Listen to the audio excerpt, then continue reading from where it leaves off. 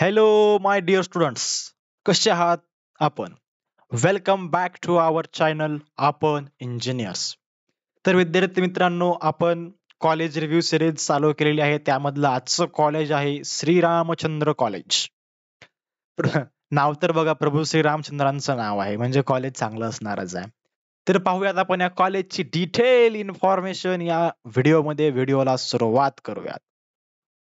तर बघा विद्यार्थी मित्रांनो, हे जे कॉलेज आहे हे इस्टॅब्लिश झालं आहे 2011 मध्ये आणि हे पुण्यामध्ये आहे. पुणे हे महाराष्ट्रात येतं, तुम्हाला माहित नसेल तर सांगतो मी. तर हे पुण्यामध्ये कॉलेज आहे. 2011 मध्ये हे कॉलेज सुरू झालेलं आहे. कॉलेज हे प्रायव्हेट आहे आणि पुण्यातली नामांकित अशी जी युनिव्हर्सिटी आहे, सावित्रीबाई फुले पुणे युनिव्हर्सिटी, या युनिव्हर्सिटीचं हे कॉलेज आहे.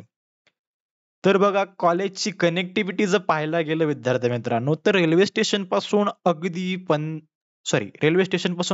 19 किलोमीटर दूर आणि पुणे एअरपोर्ट पासून अगदी 15 किलोमीटर दूर असं हे कॉलेज आहे. जेणेकरून तुम्हाला रेल्वे स्टेशनला फेरफटका मारता येईल. तुम्हाला जर इंटरेस्ट असेल तर एअरपोर्टनं फिरता येईल, असं हे कॉलेज आहे. अगदी जवळच एअरपोर्ट आणि रेल्वे स्टेशन पण आहे. आणि आता सगळ्यात मोठा पार्ट हा असतो, की आपल्याला कॅम्पसमध्ये फॅसिलिटीज काय काय अवेलेबल आहेत. तर विद्यार्थी मित्रांनो, या कॅम्पसमध्ये तुम्हाला हॉस्टेल अवेलेबल आहे. जे काही विद्यार्थी बाहेरून येतात, लांबून येतात, त्यांच्यासाठी राहण्याची सोय म्हणजे त्या हॉस्टेल आहे. हॉस्टेल अवेलेबल आहे. हॉस्टेलची फीस बघा, ₹20,000 हॉस्टेलची फीस आहे. हे पर इयरची आहे. त्याच्यानंतर मेस पण आहे. मेसची ₹30,000 आहे. हे पण पर इयरची आहे.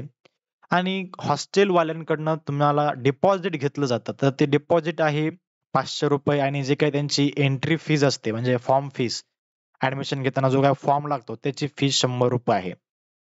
तर बघा, इथं बॉईजसाठी आणि गर्ल्ससाठी दोघांसाठी पण हॉस्टेल अवेलेबल्स आहेत. हॉस्टेलमध्ये बेड्स आहेत तर बघा, 156 beds for girls, 156 for boys. दोघांसाठी पण बेड्स अवेलेबल आहेत.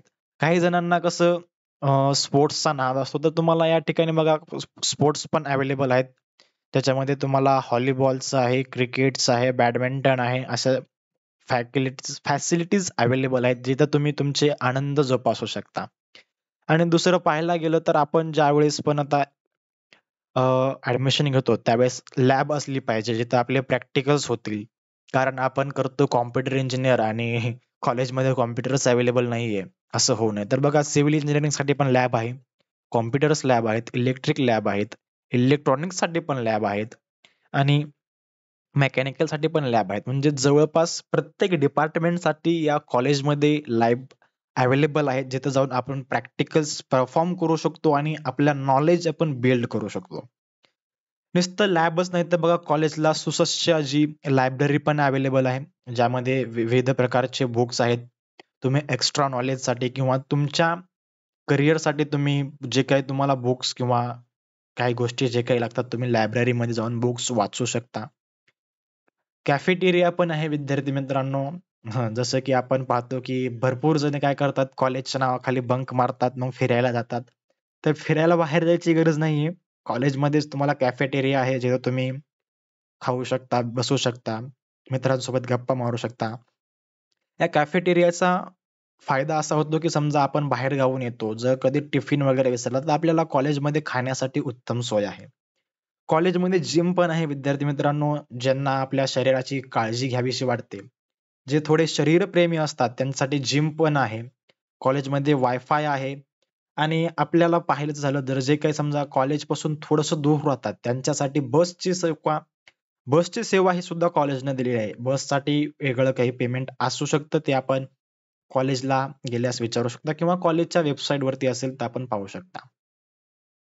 आणि आता सर्वात मोठा प्रश्न असतो, की सर कॉलेजची फीस किती आहे?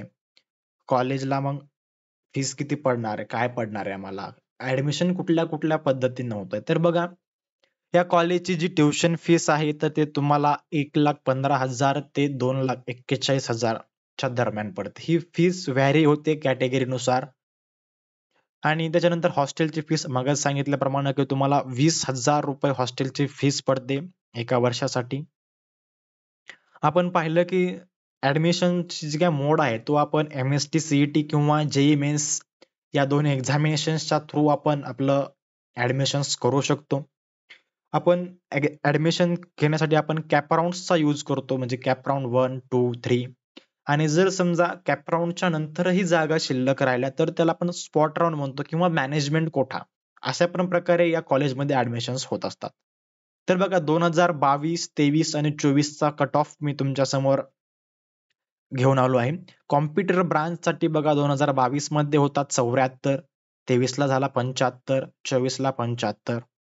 नंतर आहे मेकॅनिकल साठी बघा 28, 50, 54 वाढत चाललाय कट ऑफ. सिव्हिल साठी 10, 11, 52. इलेक्ट्रिक साठी 12, 41, 61. AIDS साठी बघा 73, 68, 73. तुम्ही म्हणताल ह्या जे काही ब्रांच आहेत त्यांना एवढा कट ऑफ कमी कसा? तर विद्यार्थी मित्रांनो, या ब्रांच नवीन चालू झाल्या असतील, त्यामुळे सुरुवातीला ज्यावेळेस नवीन ब्रांच सुरू होतात त्यावेळेस कट ऑफ थोडासा लोच असतो. त्याच्यानंतर आपण पाहायला गेलं तर कॉलेजचं प्लेसमेंट. हा कॉलेजचं प्लेसमेंट आपल्याला काय जे आहे ते बघून घेऊ नंतर कॉलेजला गेल्यास. कारण कॉलेजचं प्लेसमेंट तसं काही इथं मला नाही भेटलं. तुम्ही कॉलेजच्या वेबसाईटला जाऊन पाहू शकता किंवा कॉलेजचं प्लेसमेंट आहे राम भरोसे, आपण मेहनत करत राहायचं. ऑफ कॅम्पस तर कुठंच गेलं नाही. ऑन कॅम्पस प्लेसमेंट झाली नाही तर काय झालं? तर विद्यार्थी मित्रांनो, व्हिडिओ कसा वाटला कमेंटमध्ये नक्की कळवा. तुम्हाला काही तुमच्या क्वेरी असतील, डाऊट्स असतील तर कमेंट बॉक्समध्ये कळवायला विसरू नका. आपल्या विद्यार्थी मित्रांनो, आपल्या मित्रांपर्यंत हा व्हिडिओ शेअर करायला विसरू नका, जेणेकरून त्यांना पण याचा फायदा होईल. व्हिडिओ कसा वाटला नक्की सांगा. धन्यवाद.